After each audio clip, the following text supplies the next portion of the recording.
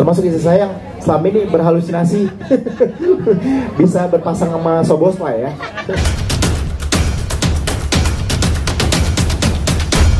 Pemirsa Cek Kabar Online, apa kabar? Selamat menyaksikan tayangan Cek Kabar Online. Selamat, Dede. Ini luar biasa sekali. Boleh diceritain dong lagu tentang apa?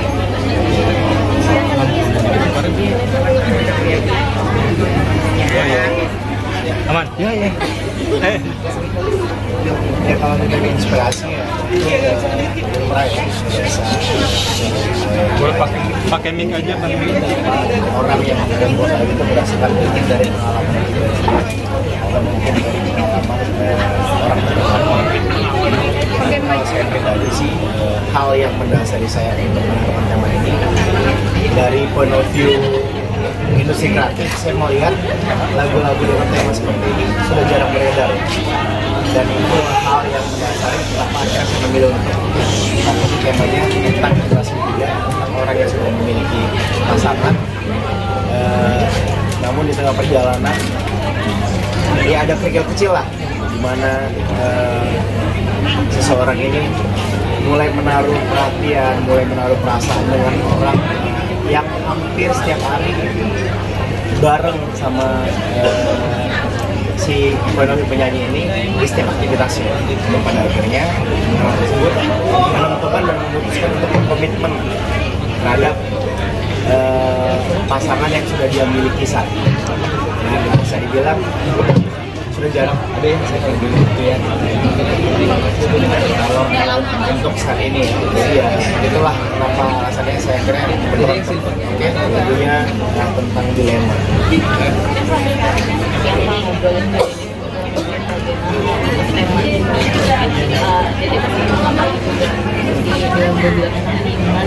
Jadi sama seperti Ani, notasi itu selalu isi saya bikin. Kebetulan isi saya buat notasi, terus kirim ke saya, terus ayo kak kita bikin lagu bareng, tapi bikin aku bikin lirik ya. Terus pada akhirnya saya coba kulik-kulik dan akhirnya menemukan tema tentang lagu dilema ini, lagu cerita seperti ini. Hal yang pertama saya tulis itu di bagian lirik, di bagian chorus, dan itu langsung saya share ke istri saya. Sayang, kakak udah bikin nih, jadi nih refnya, coba kamu nyanyiin, kamu bacain. Begitu dia bacain, bisa saya langsung nembak begini. Pengalaman kakak ya? Iya loh. Pengalaman kakak ya? Ya. Kita juga setiap kali bikin lagu. Karena memang kita belajar. Saya selalu mendengarkan ke beberapa orang. Minta pendapat ya. Dia boleh pakai mic deh. Kalau kedengaran soalnya. Mana orangnya kecil deh. Jadi waktu pas begitu kakak bikin lagu ini tuh selalu di sharing dulu, iya sama beberapa orang, kayak contohnya sama Kak Adi gimana ya ini, kakak bilang sih waktu itu, Adi bagaimana menurut Kak Adi, terus terkait notasi, lirik dan lain sebagainya. Jadi selalu nanya. Bahkan ada beberapa pendapat juga kayaknya oke nggak ya Lesti menyanyikan lirik yang agak lumayan berseberangan gitu dengan lumayan berani gitu. Tapi akhirnya berdiskusi lagi dengan tim dari label, bilang ya nggak apa-apa karena kan ini industri dan ini juga karya, dan bukan bermaksud untuk menormalisasikan hal tersebut, tetapi lebih ke menceritakan bahwa perjalanan hidup seseorang tuh ada yang seperti ini loh, kisah cintanya gitu. Lebih ke situ sih. Manusiawi ya, sebetulnya manusiawi, tapi justru poin plusnya adalah si orang ini justru tidak terpengaruh dan akhirnya menutup perasaannya dalam-dalam dan akhirnya memilih pasangan yang memang sudah dia pilih sebelumnya.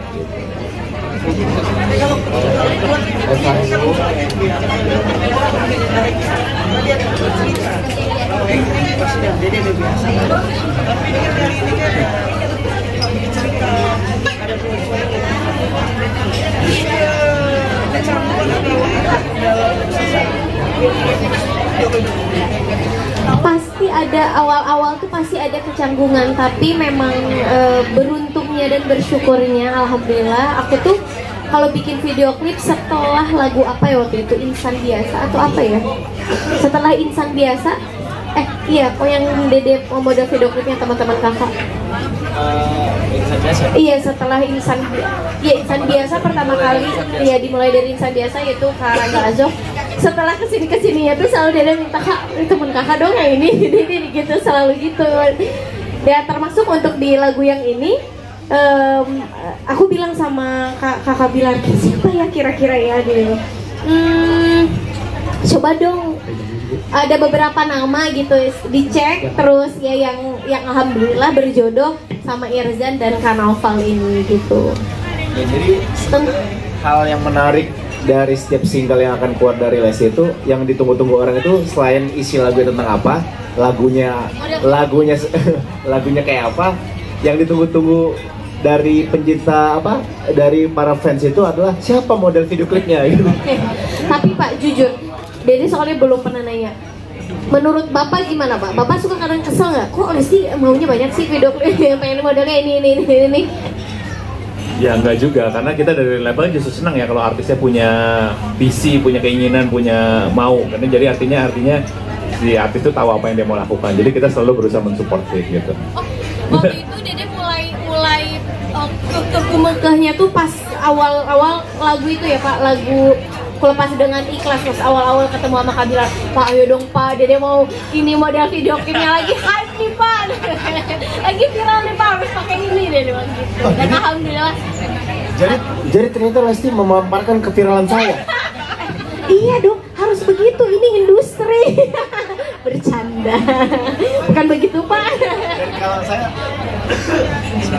Ya, aku cuma mau nambahin kadang-kadang cipta lagu itu ya kan kalau dapat inspirasi kan dari banyak orang ya, tidak harus selalu menceritakan pengalaman pribadi. Dia juga kadang-kadang bisa mendapat inspirasi dari apabila teman-temannya bercerita, mengamati kehidupan manusia. Jadi ini mungkin salah satu inspirasinya juga begitu ya, bahwa tidak harus mungkin dari pengalaman pribadi tapi juga banyak curhat-curhat teman-teman di sekitar kepada para pecinta lagu. Jadi ya ditunggu lirik-lirik kontroversial berikutnya ya. terima kasih Pak sudah berusaha untuk membackup saya. Tapi sebetulnya kalau boleh jujur, ini sebetulnya pengalaman pribadi, tapi sudah lewat, sudah lama Pak. Karena ketika menurut saya sih kalau pembuat lagu ketika menciptakan pengalaman pribadinya itu biasanya lebih mampu terdeliver dengan baik Pak. Biasanya sih begitu. Beliau sendiri yang merasakan gitu, pasti otomatis liriknya juga, oh iya gue pernah ngerasain kayak gini gitu.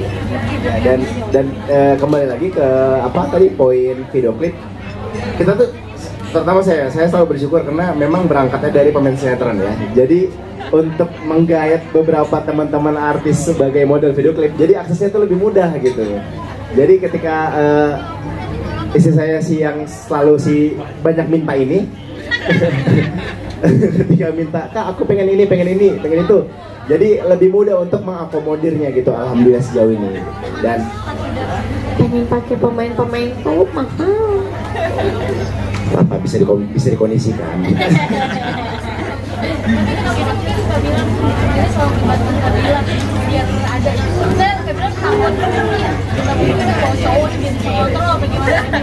Enggak, dia mah nggak begitu Kak, cuma akunya aja ganjen, gatel.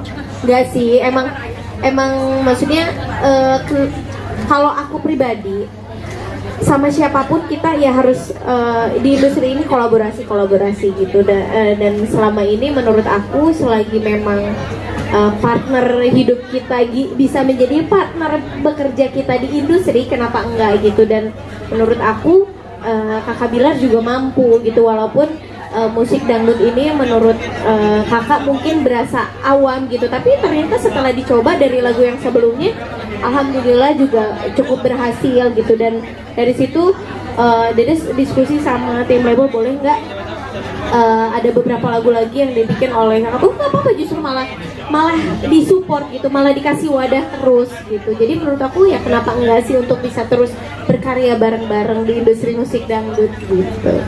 Seru kan dangdut? Seru banget. Saya tuh sempat ada rasa kasih ya, ada rasa skeptis, terus mengunderestimate diri sendiri. Tapi syukur saya punya istri saya yang selalu menjadi support system ya. ketika saya merasa desperate, istri saya yang selalu mengatakan bahwa ayo kakak bisa kok, jangan sampai kalah gitu. Terus ada yang makan yang momen lucu itu, kalau saya kan bikin lagu biasa kan bikin lagu pop ya, bikin lagu pop, dan saya tuh punya satu role model itu Mas Yofi ya. Istri saya sampai bilang begini, kakak harus bangga, Mas Yofi belum pernah bikin lagu dangdut kak. Tapi kakak pernah. Karena kakak tuh suka banget sama Om Yofi. Nanti mudah-mudahan ya kakak bisa kolaborasi ketemu ya. Soalnya kan dari Kak bilang itu ide lama gitu. Gak masalah sih. Masa lalu biarlah berlalu. Yang penting jadi karyanya bagus, disukain orang-orang banyak, udah. Terlepas cerita hidupnya, itu perjalanan hidupnya dia. Karena dia nggak suka dikorek-korek perjalanan hidup dia di masa lalu. Cuma tetap ya, kamu pas mau rilis lagu ini tetap amit-amit dulu ya. Amit-amit atau sebelah bin zalik gitu. Kamu nyanyi loh. Iya, karena dia nyanyi tiba-tiba dia suka sama siapa? Relate. Dia tuh lagi suka sama pemain bola Pak, Soboslai, Dominic. Aduh, love banget dah. Dan memang kan cerita ini dia paham bahwa perasaan yang dia taruh terhadap orang lain itu, orang terdekat itu perasaan yang tidak mungkin terjadi sebetulnya. Makanya dia itu akhirnya kubur dalam-dalam. Termasuk istri saya yang selama ini berhalusinasi bisa berpasang sama Soboslai ya. Tapi itu seperti punggung merindukan bulan sebenarnya. Masa kata si kakak, sayang, Soboslai menganggap kamu ada di dunia ini aja enggak. Dia nggak tahu ada aku di sini gitu.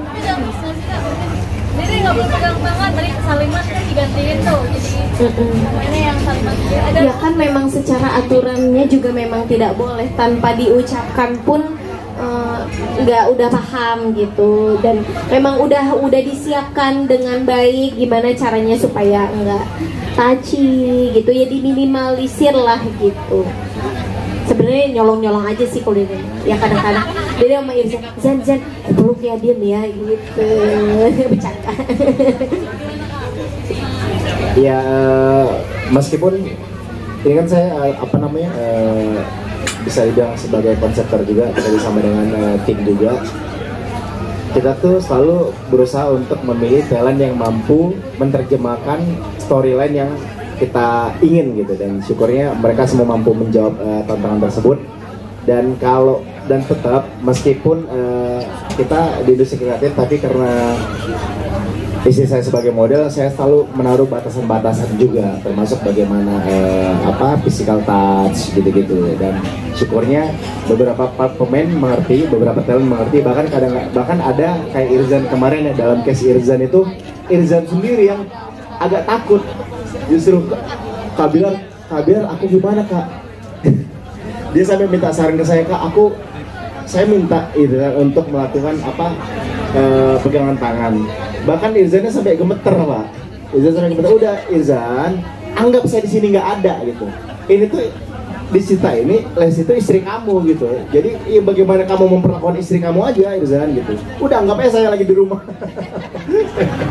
Dan akhirnya seperti yang tadi kita lihat, Irzan mampu membawakan bisa memerankan dengan baik, dan bahkan penonton tadi nggak sadar bahwa Irzan sebetulnya mencium tangannya sendiri.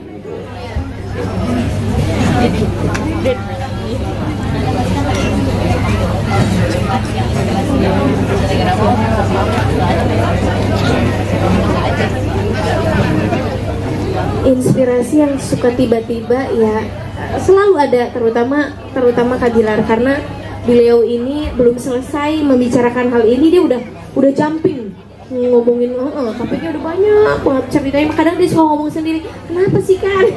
Tapi seru gitu, maksudnya justru menurut aku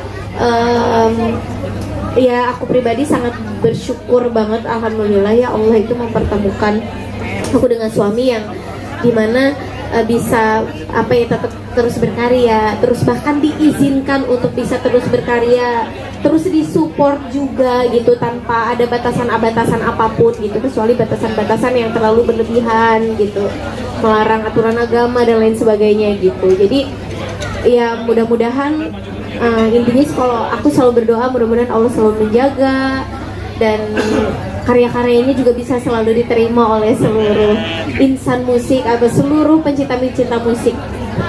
Dede, tadi kan sempat disinggung bahwa bakal setiap bulan rilis single.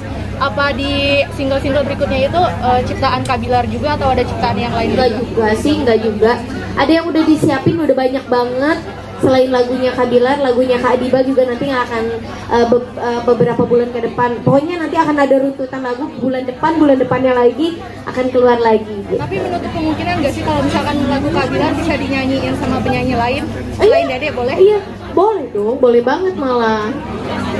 Saya sedikit menambahkan ya.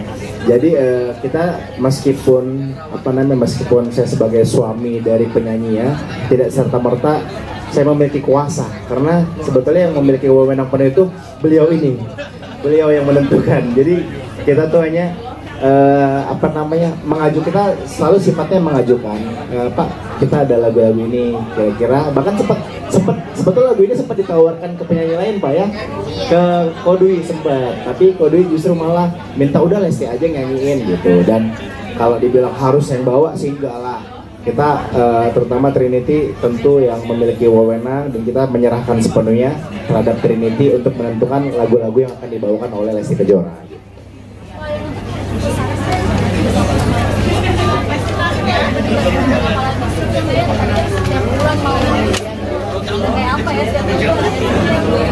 Ya kalau kesannya kita udah kerjasama dari 2004 ya, udah 11 tahun tentunya, udah saling 2014 udah 11 tahun, jadi tentunya udah saling memahami. Kita juga, Lesti udah tahu apa yang kita mau untuk kebutuhan industri.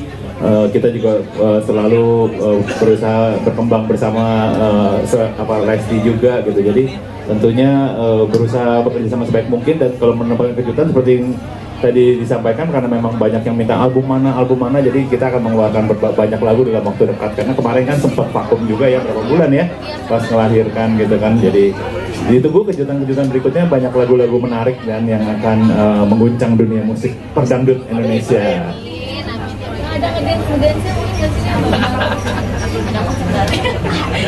Pokoknya tungguin aja.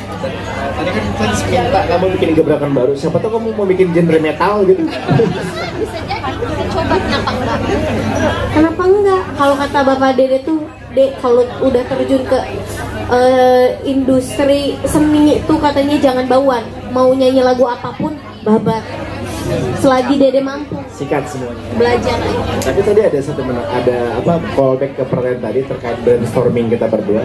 Ada satu momen di mana sebetulnya kita pernah ya di satu pesawat, kita dalam melakukan perjalanan selama sejam, kita jadi satu lagu tuh ternyata. 2 jam ya? Jam perjalanan.